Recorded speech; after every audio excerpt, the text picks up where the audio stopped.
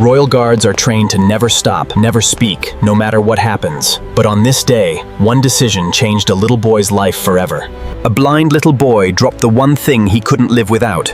And what a Royal Guard did next broke a centuries-old rule. The boy who listened, it was an October morning in London. The kind where the sun is out but carries no warmth. Where a thin mist still clings to the streets and people turn their coat collars up against the chill. Outside Buckingham Palace, the usual crowd had gathered. Tourists held up their cameras, and a few children tugged at their parents' hands, stretching onto their toes to catch a better glimpse of the guards in their tall hats. Among the crowd was a particular pair, a woman, around 40, holding her son's hand firmly.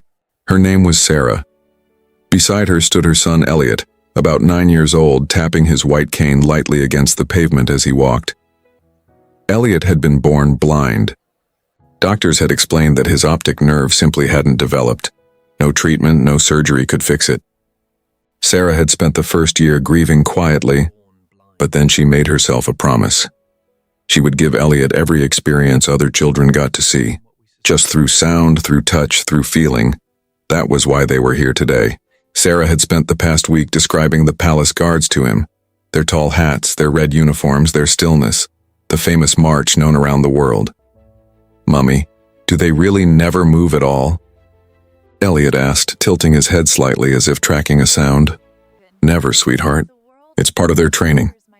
Even if someone laughs right in front of them, even if someone tries to bother them, they don't move an inch. Why? Because it's their duty. It's a mark of respect, for their queen, for their country." Elliot took this in carefully. In his mind, a picture was forming, not one of color or shape, but of sound and feeling. He was imagining what it must feel like to stand so still for so long without moving, without speaking. Part 2. Corporal James Whitfield. The guard on duty that day was Corporal James Whitfield, 36 years old, 3 years into his service with the Royal Guard. James's own life hadn't been easy either. His younger brother had lost sight in one eye in a childhood accident, and James had grown up watching how difficult the world could become for those who couldn't fully see it. That was why, whenever a child spoke in front of him during his duty, James always listened, even if his face never showed it. That day, James stood at his post, head straight, eyes fixed ahead, his expression carved from stone. Every guard carried two things within him, discipline and his humanity, and often the two were at war with each other. Hours passed. The crowd ebbed and grew. Sarah and Elliot had been standing there a good while too. Elliot asked question after question. "Mummy, doesn't he get tired? Mummy, what does his voice sound like? Mummy, can he see us?" With every question, something inside James softened a little, even as his face remained unmoved. Near midday, as the time for the changing of the guard approached, the ceremony where a guard marches from his post to another, Sarah took Elliot's hand and said, "Come on, love, we should head off, it's getting late. Just one more minute." "Mummy," Elliot said, stepping his cane forward slightly, "I want to hear the sound of his boots when he marches. I can tell how tall he is just from that."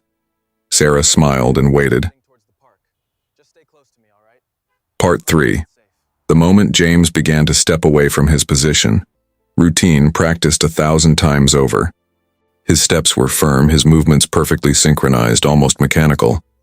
But this time, something different happened.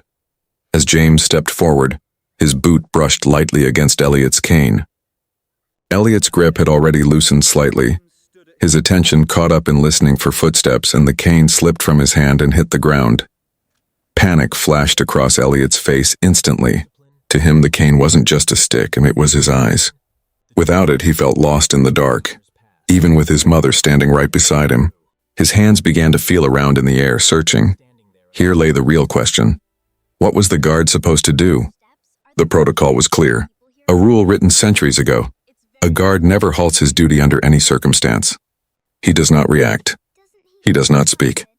Whether a child cries, someone falls, or the sky itself comes down, the guard continues. James's superiors had drilled this into him. His training had made it plain. One mistake, one moment of hesitation, and he could face disciplinary action. But the panic on Elliot's face reminded James of his brother, of those days when he too used to fumble like this. whenever his belongings slipped just out of reach. And in that moment, James made his choice. He paused his march for barely a second, and so brief that perhaps only a handful of people in the crowd even noticed. Without turning his head, without letting a flicker of expression cross his face, he bent down, picked the cane up off the ground and said, quietly enough that only Elliot could hear, "Here you are, young man." Then he straightened up and resumed his march exactly as before, as if nothing had happened at all. Part 4. The Ripple-It was a 2-second moment. But those 2 seconds shook the entire crowd. A tourist who already had his phone up in camera mode caught the whole thing on video. At the time, he had no idea what he'd just captured. Whispers rippled through the crowd. "Did he just talk?" A man asked his wife, eyes wide. Guards never talk, ever. Sarah, standing just behind Elliot, felt her eyes well up. She looked at her son. Elliot was clutching his cane to his chest as if it were something precious. "Mummy," Elliot said, his voice trembling. "He spoke to me. I know he's not a statue." I could hear it in his voice. "He's really kind."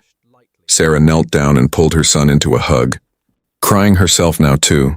The kind of tears only a mother cries when her child, who cannot see the world, still manages to feel someone's humanity. Part 5. The letter. By evening, the video had spread across social media. People shared it, commented on it, filled the replies with crying emojis. The headline read, "Royal Guard breaks protocol for blind boy." News channels picked it up too. Though the palace never issued an official statement, guards aren't permitted to give interviews, and their identities generally aren't publicized. James knew what he'd done went against protocol. His superiors called him in and asked what had happened. James told the truth, no excuses. "Sir, the boy is blind. His cane fell. I couldn't just leave it." The officer studied him in silence for a moment, then said, "Next time, hold your position, Corporal. But you did the right thing." A week later, Sarah and Elliot received a small letter at their home address, sealed with the palace crest. Sarah opened it in surprise and read it aloud to Elliot.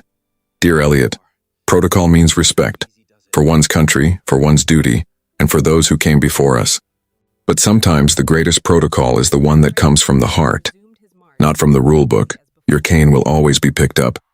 Whenever you visit, a friend in red." Elliot had his mother read the letter to him again and again.